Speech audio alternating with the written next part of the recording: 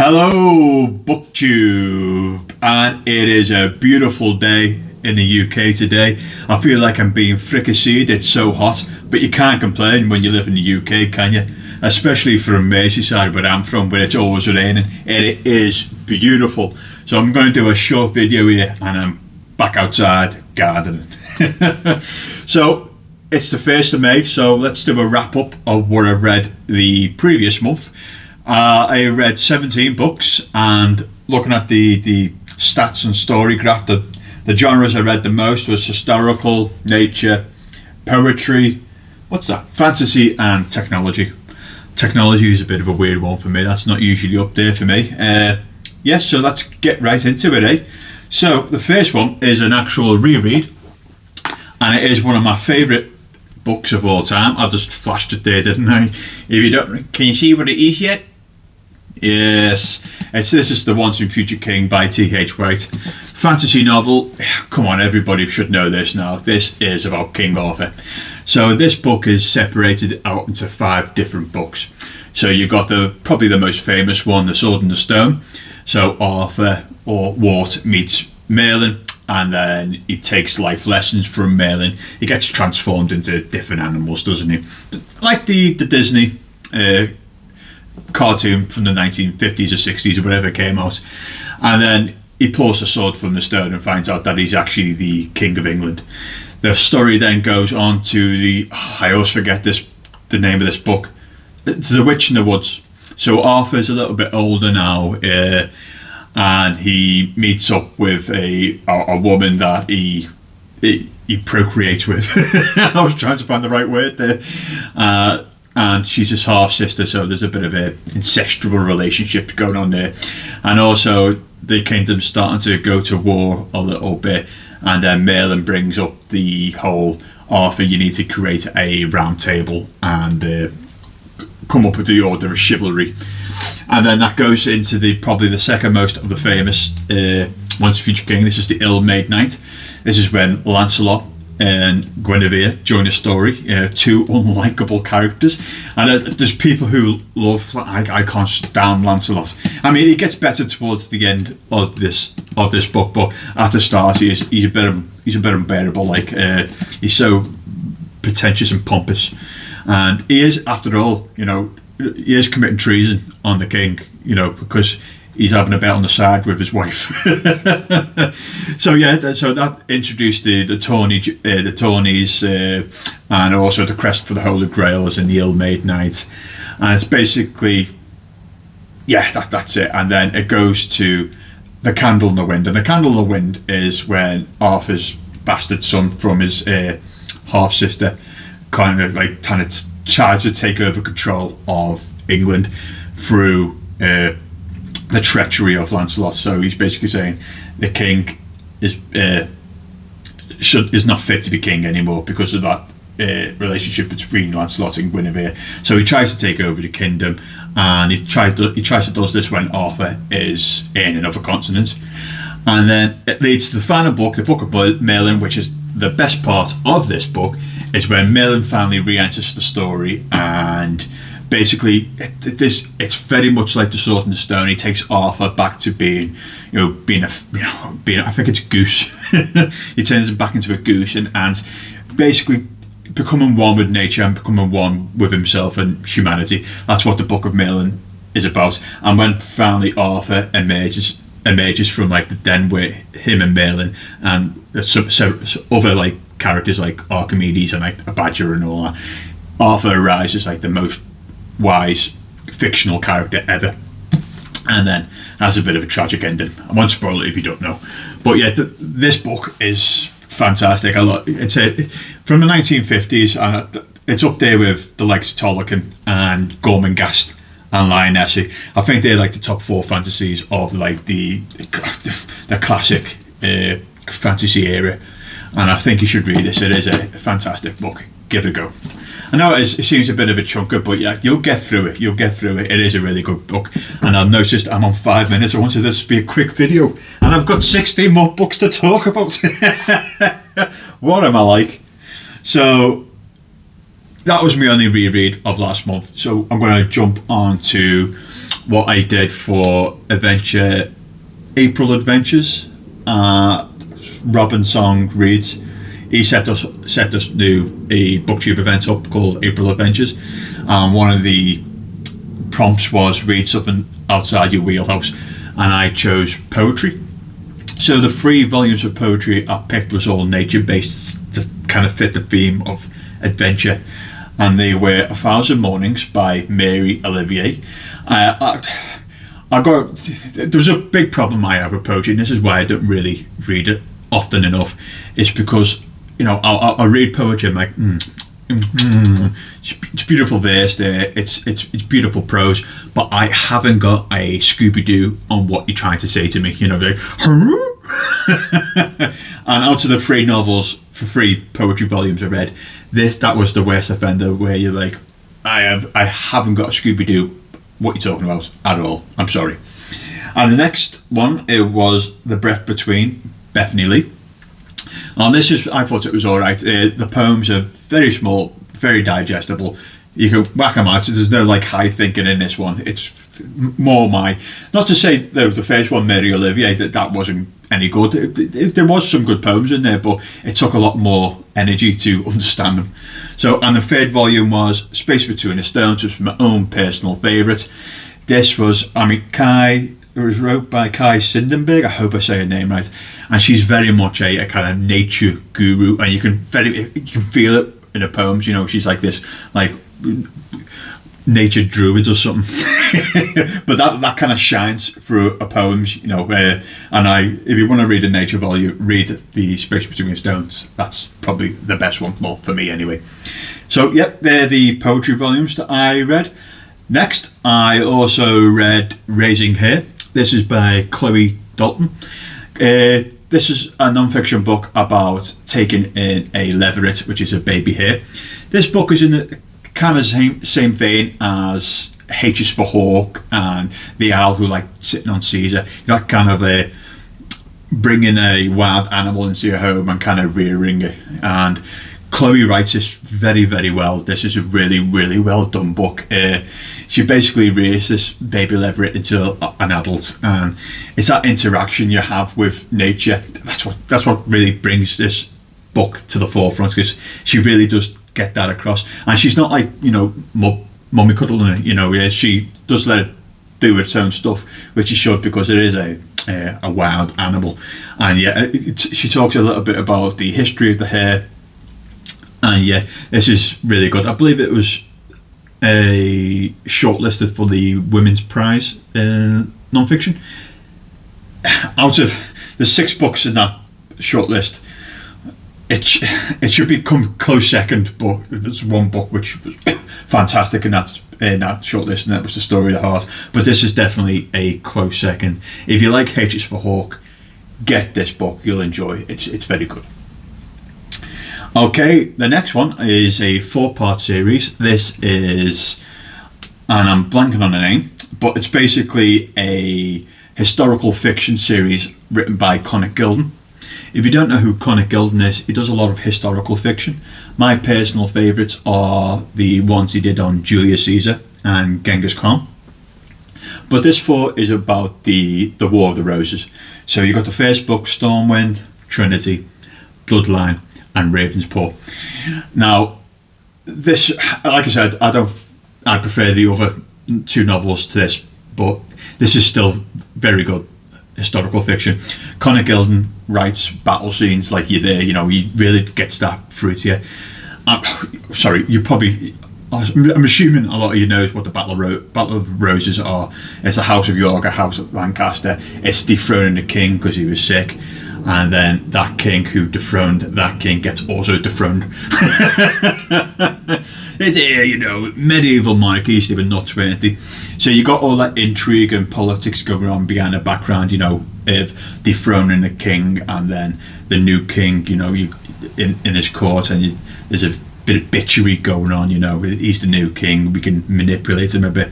But all of a sudden, from the outskirts, here comes House Tudor. And House Tudor, who's led by Henry VII family, finishes the War of the Roses and starts the Tudor line. That's the basically the basic gist of the War of the Roses. It's kings fighting kings. That's all it is. But it's also it follows historical accounts fairly well. There's a lot of things. Obviously, it's missing from these books, but it kind of makes narrative sense to exclude some things and brings, maybe that person didn't do that, but it makes narrative sense for him to collapse certain storylines into different people. And he created some characters who are not historical at all, so they are purely fictional. And in the first book, Stormbird, that was my least favourite part. However, it did grow, and he became one of my favourite characters. He was basically a spy master. It's really good. So if you like your historical fiction, and if you like reading your battles, read Stormbird, and then read the Julius Caesar and Genghis one after it, because it's I think it's personally better, but still a good quadrilogy. Okie dokie. Oh, we're going to move on to the nerdy section now. So this is Star Wars, Edge of Victory Parts 1 and 2 by Greg Keyes. This is I can't remember what books, I think it's books 8 and 9, I might be wrong, but it's thereabouts, of the new Jedi Order series. I don't think this series is great at all. I mean, it's judging from the fandom, it's a lot of it's a Marmite, this series. There's a lot of naysayers and there's a lot of people who love it, but I'm starting to edge towards the naysayers. So this continuing the Yuuzhan Vong invasion into the Star Wars galaxy, and these two specifically on the Yuuzhan Vong purposefully targeting the Jedi. And the first book is about Anakin Solo, so that's Han and Leia's kid, rescuing Jedi younglings from a planet that's going to be attacked by the Yuuzhan Vong. The first one, part 1, it's actually, I thought it was the best of the series that I read, and then the second one happened. Again, it just gets dead convoluted. It gets as many plots, and they're all trying to weave in that they're on the run from the Peace Corps, the second part. They're on the run.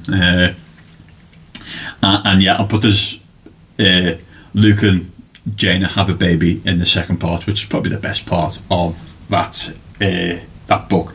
But the reason why I like the first book over the second book, because my least favourite Star Wars character ever is in the second book, and that's Ben Solo. Oh, he's unbearable. Oh God, you just want to grab him. He is so unbearable. Yeah, so there, for all you Star Wars nerds that like me out there, this series isn't that great. I'm sorry. Okie dokie. No, okay, next one. We're jumping back into non-fiction. This is Team of Rivals by Doris Goodwin. This is an excellent book. This is basically a biography of Abe Lincoln, and it's not just even though the majority of it is about Abe Lincoln, it's the politics of the time, and I'm blanking on the names of his colleagues. I remember Chase, Samuel. Well, trust me to blank on the names. But anyway, it's like Close Circle. It's a lot story about his close circle as well, about the politics of trying to balance, his friends, his political friends, and trying to settle the Congress down who is against them, and then obviously you've got the American Civil War on at the same time. So this is a biography. It doesn't really spend that much of time on his childhood, but it's more of when he becomes, a lawyer, and then eventually becomes the US president, and obviously at the end. But yeah, this is fantastic. This deserves its accolades. This is really, if you're into your American history and on your American Civil War history, this is a must read. This is really, really, really good. This is Stewart. Not Samuel Stewart. No, Chase Stewart. I think it's something beginning with B. It'll come back to me soon. But yeah, this is again, this is really good. This is a really good history book. Read it. especially for the Americans out there. It's a part of your history. You need to learn about it. Okay, next one. We got Escape by James Clavell. If you don't know who James Clavell is, he did the Asian Saga, the first book being Shogun, which is probably the most famous now because of the Disney series. So this is kind of book 7 in the Asian Saga. Oh, by the way, the Asian Saga, you can read each volume independently of each other. It's only the themes are feed across, because they take part in different histories of time. Okay, but this is sort of book 7, but it's not really. All this book is book 6 abridged. That's all it is. Because so this book is a love story about pilots trying to flee Iran at the time of the revolution. So it's 1979, and they're trying to get their Iranian wives out of Iran. That's the gist of this book. Okay, but everything what's found in this book is in the previous book, Whirlwind. The only reason you'd read Escape over Whirlwind is page count. If you don't know, James Clavell loves his page. He loves his words. Okay, yeah. So Whirlwind is about 1,200 pages, whatever it is, and Escape is 300, whatever. It's in that region. So if you're not a tome reader, you're probably best picking up Escape. But you miss out on all the other stuff as well. So I thought this one was a bit pointless, and I didn't know it was just the abridged version of the previous book. So yeah. Next one. This one was weird. It was very much out there. It was very hard to take in as well. This is a classic. This is 100 Years of Solitude. This is Gabriel Garcia Marquez.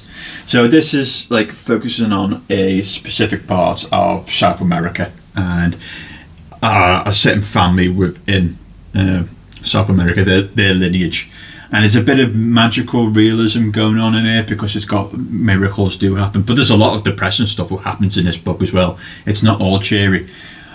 But yeah, this book is pretty much out there, For a classic book, this is proper out there. I think I probably would have enjoyed this book more if I was, maybe high or something like that. But yeah, there's hardly any dialogue at all in this book. It's purely a narrative. So if you like narrative, and if you like weirdness and things that don't, it's just very hard to describe this book. Just go on Goodreads and just try to understand what the people are getting at. Yeah, so this wasn't my flavour of tea, but if you like that weirdness, if you like magical realism, and you're not that bothered about dialogue between characters, pick this book up because you might actually like it. It is uber weird, but there you go. Oh, we've got 3 more, folks. I'm sorry, and I'm on 18 minutes. What am I? So the next one is Scary Smart. This is a non-fiction book about artificial intelligence by Mo Kadat. Now,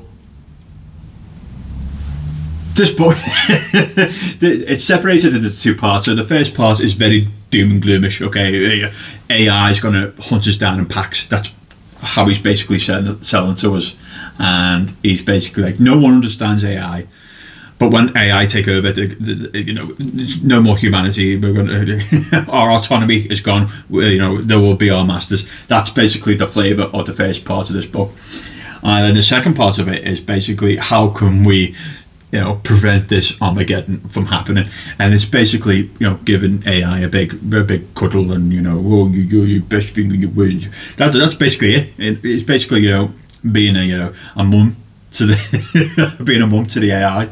That's how we. I mean, okay, yeah. But Mo, you literally said that nobody understands how AI works, but you've got an answer to make AI, behave itself in the future.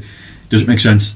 Oh, and the worst part about this book, Mo in his second part, shamelessly, it takes you out of the book, shamelessly self-promotes himself. Oh, it is bad. It's, tweet at me, tweet the book name at me. It's buy another book what I wrote. Don't forget to tweet at me. Don't forget to hashtag my name.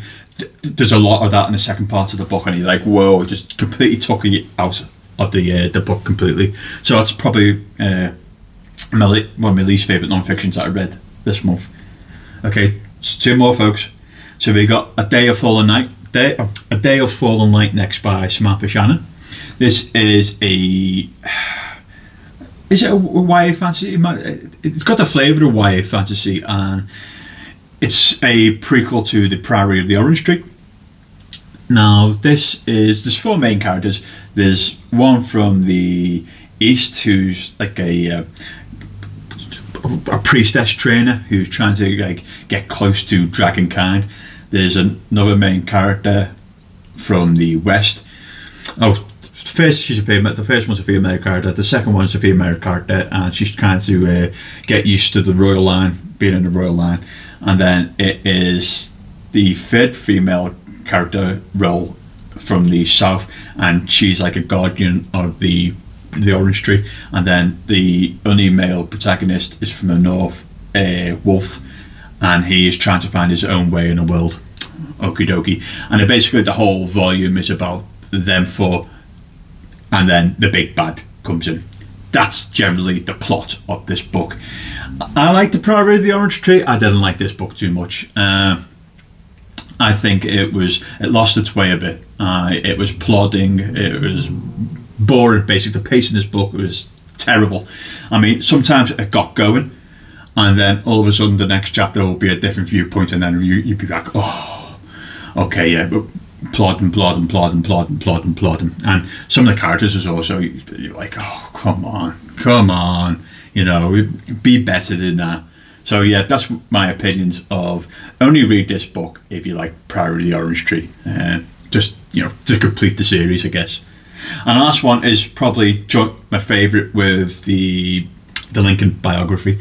So this was Blood, Sweat and Pixels by Jason. I can never say his surname. Shira, something like that. So this is basically he's looking at the project management of games being released, and it focuses on like 10 games, and it's quite big ones like Shovel Knight, Destiny's in there, and there's some big hitters in there, and it's basically going through the horrendous path to getting a game from from pre-production to live, basically to be able to sell. And some of the things what these guys have got to put up with, with like managers coming in and saying, okay, we're completely rewriting the story. There's studio interference from outside. There's the computer's not being up to scratch. I mean, there's one. I mean, you probably heard of it. It's a Harvest. It's a Harvest Moon. No, Stardew Valley. That game, Stardew Valley. One person made that complete game. One person.